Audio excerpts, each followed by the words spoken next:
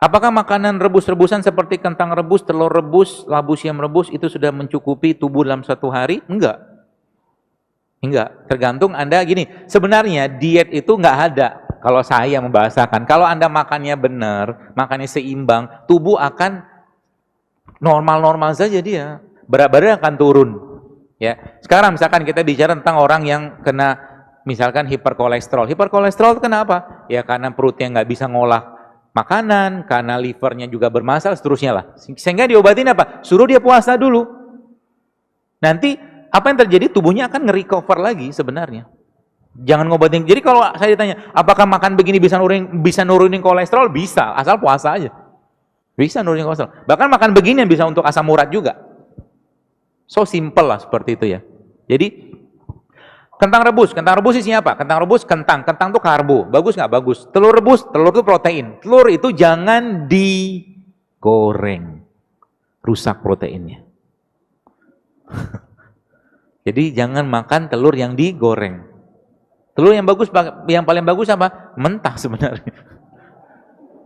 Kalau nggak setengah matang, kasih lada sama garam, jadi deh. Ya.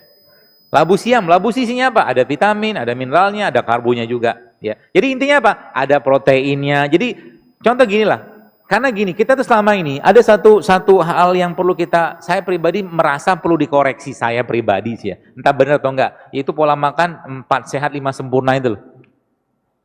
Ya. Jadi dimakan semua. Ya. Kalau kita lihat bagaimana pola makan Nabi itu sederhana, enggak berlebihan, enggak banyak dalam satu waktu. Jadi kalau Anda sudah makan telur, jangan lagi makan daging. Kalau Anda sudah makan tempe kan protein.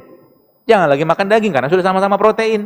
Kalau Anda sudah makan misalkan kentang, jangan lagi makan nasi. Jadi boleh nggak makan nasi? Boleh. Nasi apa?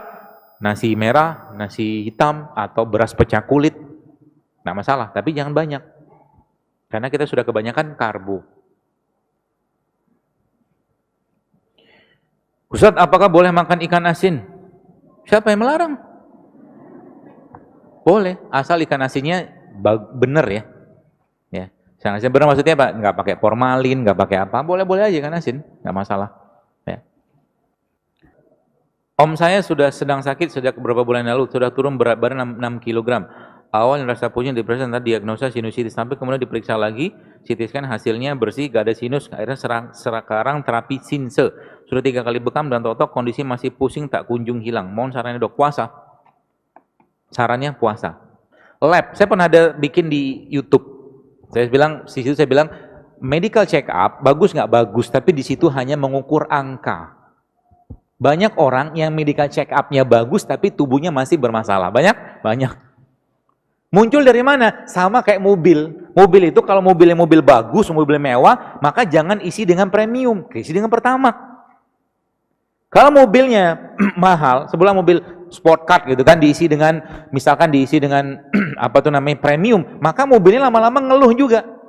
Di starter susah, tiba-tiba mogok, yang ujung-ujungnya yang bawa mobilnya stres. Sama kayak badan kita.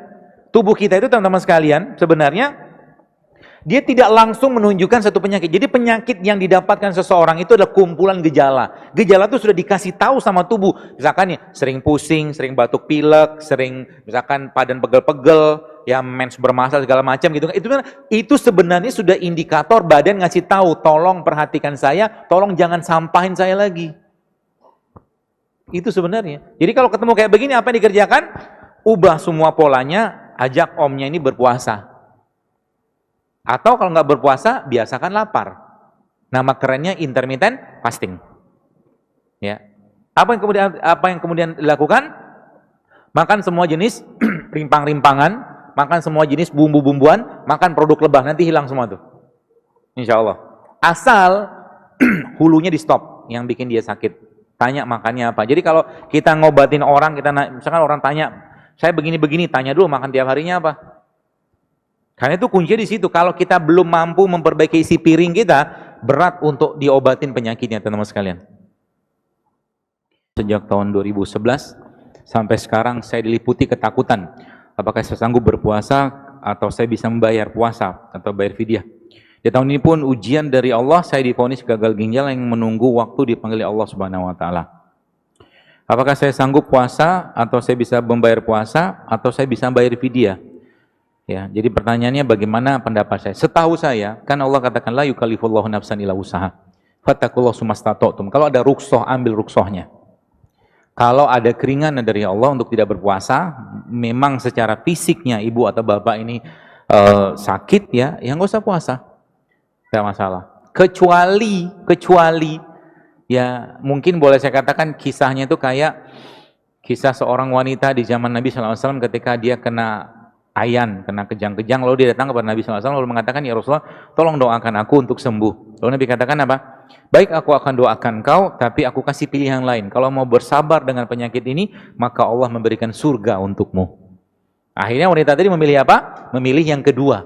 Kalau gitu saya minta, saya mau bersabar saja. Tapi tolong doakan saya agar auratku tidak tersingkap ketika ayanku kambuh. Nah subhanallah, wanita itu kemudian meninggal. Nah kalau katakanlah nih, saya tidak mengajarkan atau menyarankan ibu katakanlah untuk mempersiapkan, tapi mempersiapkan meninggal itu bagus. Ya, mempersiapkan meninggal. Tapi pertanyaan, kita zolim nggak sama diri kita? Kalau ibu merasa bahwa, pertanyaan bagus banget ya. Kalau ibu merasa bahwa insya Allah saya menghadap Allah dalam kondisi berpuasa, maka puasa aja. Bismillah. Karena puasa itu memang bikin sehat sebenarnya. Itu bukan hadis. Puasa bikin sehat. Tapi kalau menurut ibu, ya secara ilham lah, katakanlah ibu minta petunjuk sama Allah, kayaknya saya nggak usah puasa deh, ya nggak usah puasa.